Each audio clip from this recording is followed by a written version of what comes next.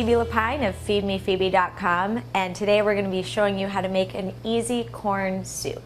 So you can use any type of corn, canned, fresh, frozen. Unfortunately, fresh isn't in season right now, so we're going to use some frozen today. So the main ingredients, and there aren't very many, are just corn, onions, salt, garlic, good stock, and some heavy cream. So I have about 4 cups of corn. We're going to be using 6 cups of chicken stock. If you're a vegetarian, you can use vegetarian stock for sure. 1 onion, peeled and chopped, 2 cloves of garlic, chopped, and about a teaspoon of salt. 1.5 cups of heavy cream. You can substitute milk if you're trying to watch your waistline.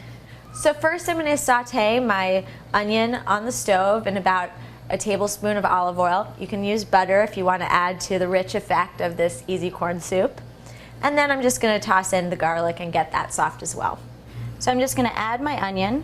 It's about 1 large sweet onion, diced. So once the onions are nice and translucent, we're just going to add in the garlic and cook for about a minute more. 2 cloves, roughly chopped, just until the garlic's fragrant. Then we're going to add our corn. We're just going to saute it until it defrosts. Now I'm just going to add the salt and the chicken stock.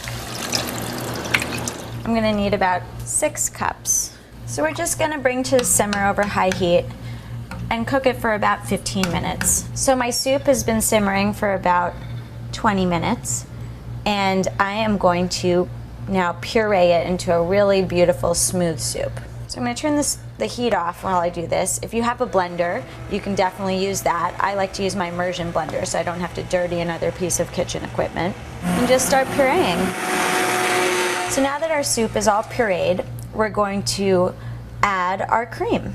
Now, as you can see, the soup is already very creamy because of the corn, so we're not going to add too much, just about a cup. Now I'm just going to bring this up to a simmer again and let it thicken up a little bit over the... So our corn soup has just simmered away for about 15 minutes after we added the cream, and it's thickened up slightly. It looks great.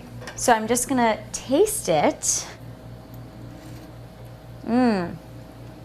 The corn is great. It's not too creamy. It allows the corn's natural creaminess to really serve as a thickener.